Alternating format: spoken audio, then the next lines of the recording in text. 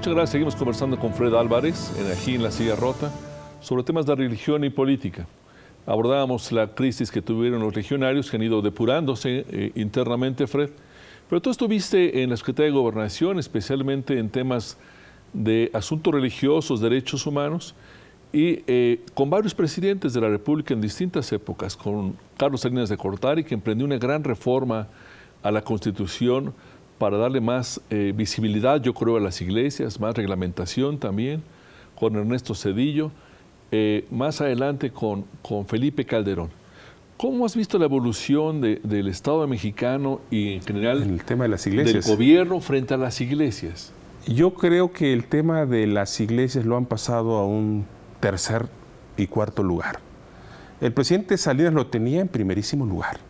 El director general de asuntos religiosos dependía directamente del secretario y veía muchas cosas inclusive en la oficina del presidente de Carlos Salinas. Hablo, por ejemplo, del licenciado Nicéforo Guerrero, que fue mi jefe. Y del secretario Fernando Gutiérrez Barrios. De Fernando Gutiérrez Barrios, no le tocó a Nicéforo la parte de Carpizo. Okay. Fernando Gutiérrez Barrios tenía a Jorge Moreno Collado como director de gobierno y había una oficina chiquita de asuntos religiosos. Pero Salinas de Gortari estaba directamente interesado. Claro, porque Salinas de Gortari es el que abre la puerta a la gran reforma constitucional que se dio de 1990-91. Después viene la ley reglamentaria que se publica en el 92. A partir de ahí, Roberto, se hace, por ejemplo, el reconocimiento con la Santa Sede, que fue hasta septiembre. Se habla de un pacto, Fred, entre Salinas y la Iglesia, que empezaría con la elección de Salinas, buscando legitimidad después de una elección muy controvertida. ¿Tú sientes que ese pacto existió? ¿Un pacto de una especie de mutuo beneficio? Qué buena pregunta. Y déjame decirte que va a estar en México en unos días más. Esto lo decimos a La Silla Rota. Pietro Parolin es el secretario de Estado del Vaticano, el número 2 de Francisco. Y este personaje, hace muchos años, era muy joven y estuvo en México, justamente cuando se discutieron las reformas, y asistía a aquel poderoso hombre que todavía vive, que habría que platicar con él, porque de repente viene a México en forma discreta, Girolamo Prigione.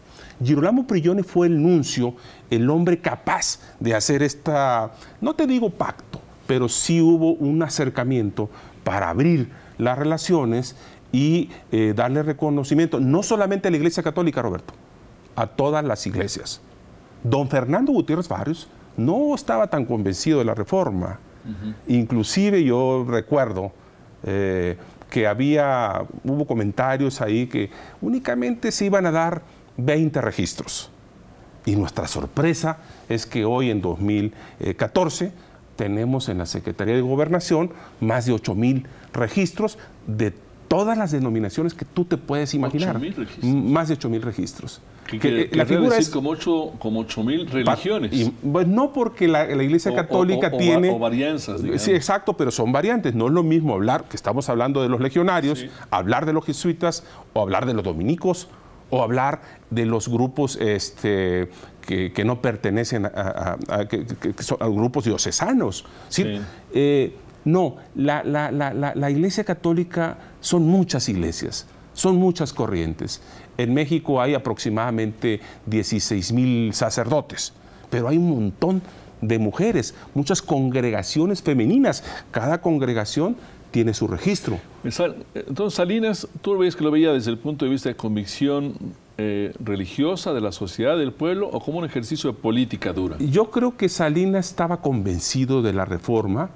Y mira, habría que revisar el diario de los debates. Hubo una gran discusión. Yo fui un estudioso de ese tema y me acuerdo que los posicionamientos más duros eran, por ejemplo, de un partido que ya no existe, que era el Partido Popular Socialista. Correcto. Y había ahí una serie de discusiones de que si los curas pertenecían al Vaticano. Era pues un absurdo. Los curas mexicanos pues son, Roberto, con todo respeto, mexicanos.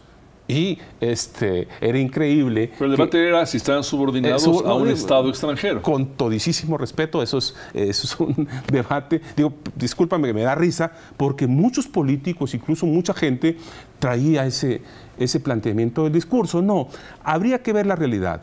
Y yo creo que a Salinas se le debe esta reforma. Abrió la puerta y de repente abres la puerta y existían ahí ¿cuántos? Un montón como cuando destapas una caja de Pandora y salen los monstruos.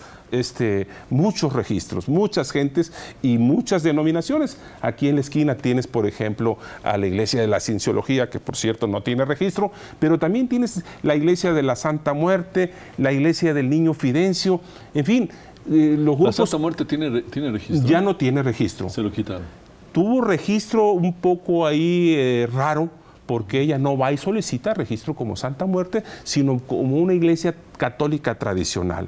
Por cierto, hay católicos tradicionales que vienen de la época de Juárez. Nuestro país es, de verdad, es hermoso porque tiene pues, todas las creencias que te puedes imaginar del mundo. Llega Zedillo, tú sigues en gobernación. ¿Qué cambia en la presidencia? Zedillo fue un tipo más duro.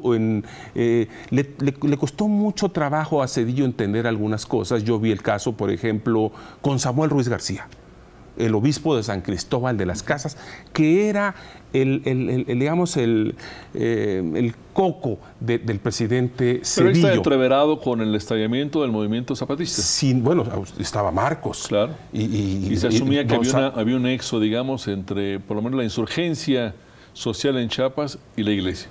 Bueno, sí hubo, obviamente, si tú ves la pastoral, por ejemplo, de don Samuel, obviamente tienes que entenderla. Mucha gente dice el comandante. No, yo creo que Samuel jugó un papel de pacificación.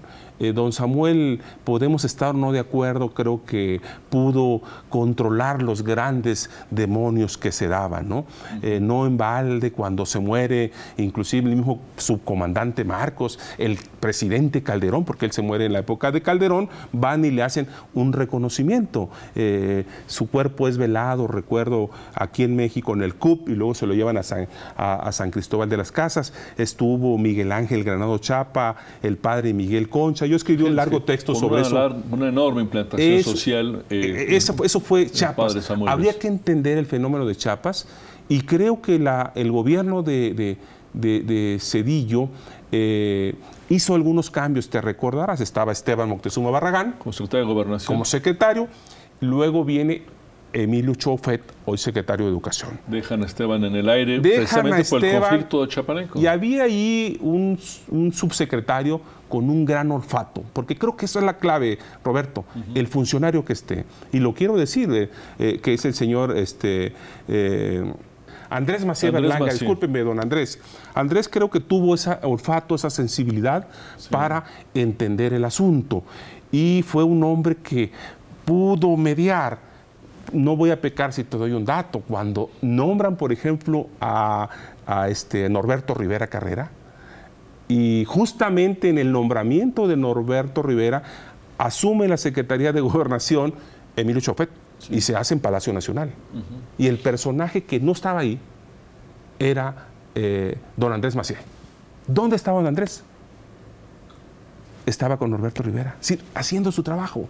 Ese es un trabajo. Estaba asumiendo como arzobispo primado de la ciudad. Sí, bueno, todavía no lo asumía, pero tuvo una reunión y dijo, bueno, y yo le pregunté por qué no fue, pues estaba, obviamente él iba a salir porque no pertenecía al entorno del secretario Chofet. Después llega Gavino Fraga Mouret, que fue un poco tiempo subsecretario, y luego llega otro personaje que ya murió, que fue gobernador de Campeche, Rafael El Chel. El Chel, que fue gobernador de Campeche. Sí. Bien, no hemos hablado del Papa y le queremos destinar el último bloque de este programa para hablar del Papa Francisco, las transformaciones que está haciendo y cómo va a gravitar eso en México, porque al parecer ya pronto viene el Papa a México, ¿no, Fred? Sin duda, yo creo que va a estar en septiembre del año entrante. Ahorita lo platicamos. Regresamos con ustedes aquí en La Silla Rota.